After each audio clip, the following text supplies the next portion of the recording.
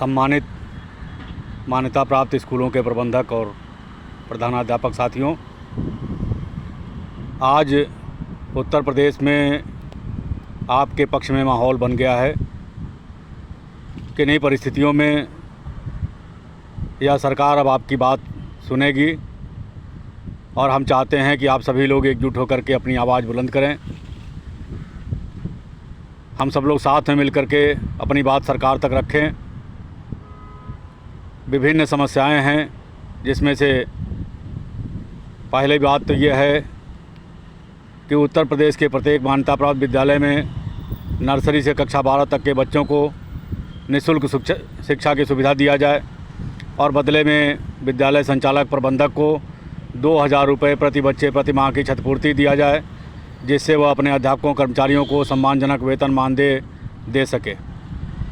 जितना रुपया प्रति विद्यालय प्रति बच्चे सरकारी सहायता प्राप्त राजकीय परिषदीय स्कूलों में सरकार खर्च कर रही है, उतने रुपये प्रति बच्चे प्रति माह के हिसाब से मान्यता प्राप्त स्कूलों को प्रदान किया जाए। दूसरी बात यह है कि उत्तर प्रदेश के विभिन्न सारे विद्यालयों में हज़ारों की संख्या में बच्चे हैं और विभिन्न विद्यालयों में, जहाँ तक कि अधिकांश विद्यालयों में सैकड़े में भी बच्चे नहीं हैं।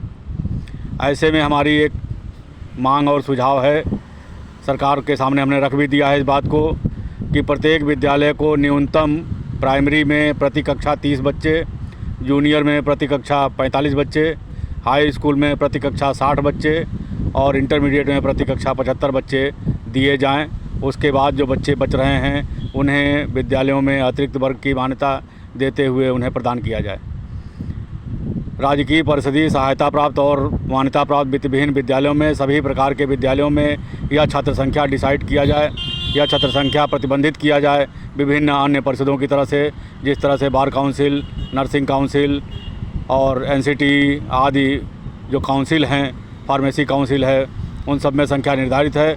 उसी तरह से बेसिक शिक्षा परिषद और माध्यमिक शिक्षा परिषद में नर्सरी से 5 तक 30 बच्चों के हिसाब से, 6 से 8 तक 45 बच्चों के हिसाब से, 9-10 में 60 बच्चों के हिसाब से और 11-12 में 75 बच्चे के हिसाब से प्रत्येक विद्यालय को बच्चे आवंटित किए जाएं।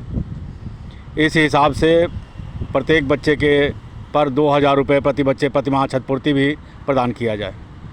विद्यालयों को सुदृढ़ करने में सरकार भी योगदान दे और प्रबंध समिति भी अपना संपूर्ण योगदान दे रही है।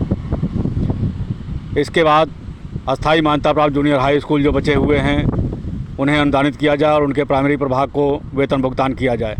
जो पूर्व से अनुदानित जूनियर हाई स्कूल हैं उनके प्राइमरी प्रभाग को वेतन भुगतान किया जाए और उनके जो जूनियर के अध्यापक वेतन नहीं पा रहे हैं उनका भी वेतन भुगतान किया जाए।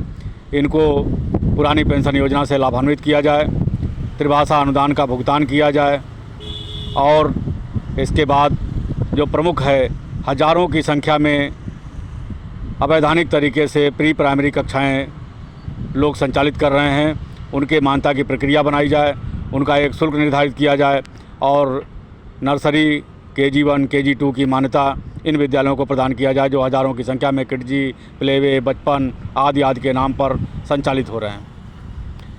साथ ही उत्तर प्रदेश के मान्यता प्राप्त विद्यालयों में जो प्राइमरी या प्राइमरी जूनियर दोनों की मान्यता है, उनके विद्यालयों में प्री प्राइमरी की कक्षाएं नर्सरी KG1 KG2 को अनिवार्य रूप से मान्य किया जाए और यूडाइस पोर्टल पर उनका अंकन किया जाए। RT पोर्टल से उनको बच्चे मिल रहे हैं, वो पढ़ा रहे हैं, क्षतिपूर्ति भी पा रहे हैं, लेकिन यूडाइस में प्री प्राइमरी की कक्षाएं बहुत सारे विद्यालयों का संचालित होते हुए नहीं दिखाया जा रहा है, जो सरासर अवैधानिक है। सरकार इस पर विचार करे और सभी विद्यालयों में प्री प्राइमरी की कक्षाएं अनिवार्य रूप से संचालित करने की अनुमति प्रदान करे, यूडाइस पर उनका अपडेशन करे। इसके अतिरिक्त मान्यता के नियमों में संशोधन भी ज़रूरी है। मान्यता के नियम बहुत कठिन कर दिए गए हैं। किसी भी विद्यालय के इर्द गिर्द, चाहे वो पूर्व से संचालित हो चाहे वर्तमान में संचालित हो रहा हो, 20 फीट की सड़क होना बहुत ही असंभव है। वह अनिवार्यता समाप्त की जानी चाहिए। नेशनल बिल्डिंग कोड, अग्निशमन कोड की अनिवार्यता समाप्त की जानी चाहिए। शैक्षिक गुणवत्ता पर ध्यान दिया जाना चाहिए। इन सारे बहुत सारे विषयों पर हमको आपको सबको एकजुट होकर के संघर्ष करना होगा, आवाज़ उठाना होगा और अपनी मांगों को पूरा कराना होगा। अगर आप सहमत हों हमारी बातों से तो आप हमारे नंबर पर संपर्क करें 19030638 और लखनऊ आकर के व्यक्तिगत रूप से संपर्क करें।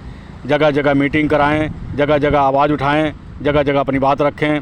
आगे हम आपको विभिन्न बातों पर चर्चा करते रहेंगे। आपको किसी प्रकार का नवीनीकरण और स्थायीकरण के चक्कर में नहीं पड़ना है। आप यूडाइस पर अपने विद्यालय का अपडेशन करिए, आरटीई पर अपडेशन करिए। धन्यवाद।